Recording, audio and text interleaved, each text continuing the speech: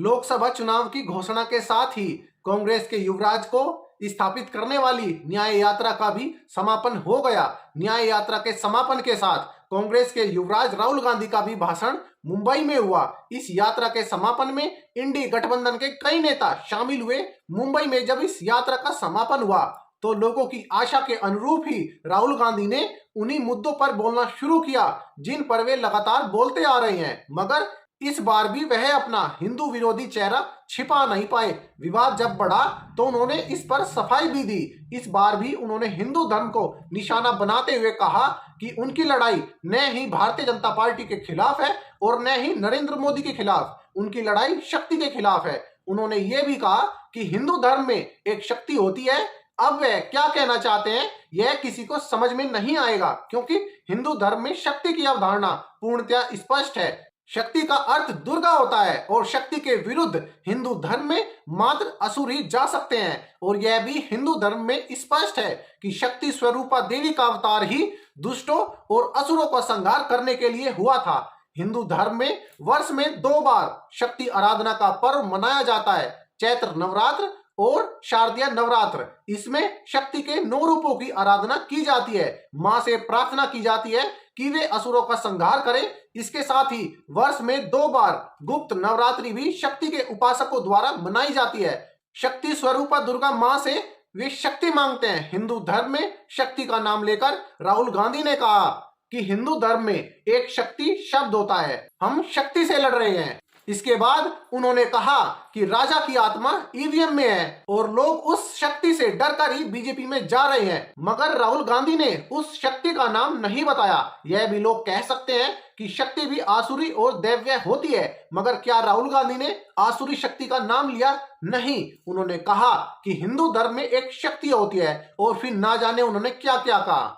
और जिस ईवीएम की आत्मा की बात वह कर रहे हैं, उसी ईवीएम से जब वह चुनाव जीतते हैं तब लोकतंत्र की जीत होती है, और जब उनकी हार होती है तो वह ईवीएम का रोना लेकर बैठ जाते हैं। अभी हाल ही में जब चुनाव आयोग ने चुनावों की घोषणा की थी तो उन्होंने प्रोपोगंडा फैलाने वालों को उत्तर देते हुए कहा भी था कि ईवीएम को हैक करना असंभव है। उन्होंने तो बल्कि ईवीएम की ओर से शायरी भी करते हुए कहा था, अधूरी हसरतों का इल्जाम हर बार हम पर लगाना ठीक नहीं, वफा खुद से नहीं होती, खता ईवीएम की कहते हो, जो परिणाम आता है तुम उस पर कायम नहीं रहते हो। इस प्रेस कॉन्फ्रेंस में उन्होंने एक एक प्रश्न का उत्तर दिया, मगर देश के जनमानस से घृणा करने वाले राहुल गांधी इस सीमा तक भारत की तकनीकी से भी और भारत के बढ़ते कदमों से चिढ़ते हैं कि वे एक स्वस्थ लोकतंत्र परंपरा के प्रति लोगों के दिल में अविश्वास भरने के लिए बार बार ईवीएम का प्रश्न उठाते हैं। जब वे ईवीएम या अन्य संस्थाओं के प्रति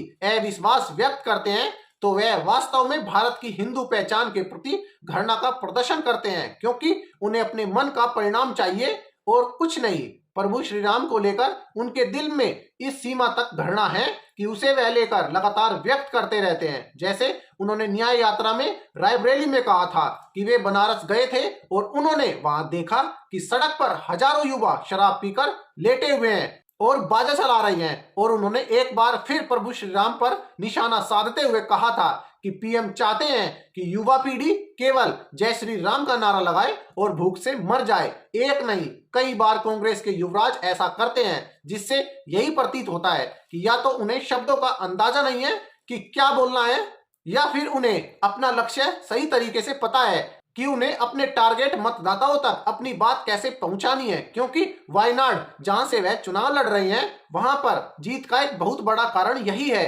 कि वहां पर अल्पसंख्यक मतदाता बहुसंख्यक है। तो क्या वे अपनी लोकसभा सीट के मतदाताओं को ध्यान में रखते हुए हिंदू विरोधी वक्तव्य लगातार देते रहते हैं, या फिर वह वास्तव में देश में हर संस्था के प्रति अविश्वास पैदा करके अराजकता फैलाना चाहते हैं?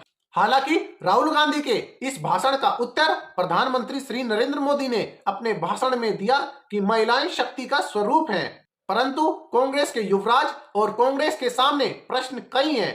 इनके उत्तर शायद न ही कांग्रेस के पास और न ही राहुल गांधी के पास हो, क्योंकि उनके भाषणों में जिस टूल किट की गंध आती है वह भारत को एक नहीं देखना चाहती। वह हिंदू धर्म का निरंतर अपमान करती रहती है।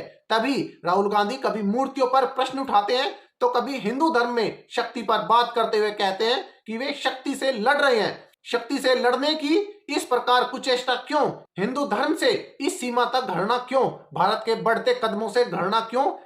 क्या इसीलिए क्योंकि तकनीक के कारण उनका वंश सत्ता में नहीं आ पा रहा है, जो भारत को अपनी जागीर समझता था, जिसके लिए भारत में झोपड़ियां दिखाना ही रियल इंडिया दिखाना होता था? जनता के निर्णय के प्रति घृणा क्यों? या फिर उस जनता के धार्मिक प्रतीकों और विश्वासों से घृणा क्यों जो आपके झूठ पर विश्वास नहीं करना चाहती? जनता भी यही कह रही है कि शक्ति के खिलाफ तो असुर ही लड़ते हैं, श्री राहुल गांधी जी। अब आप सभी इस बारे में क्या ख्याल रखते हैं, कमेंट सेक्शन में जरूर बताइएगा। वीडियो को लाइक कीजिए और चैनल को सब्सक्राइब जरूर कीजिए।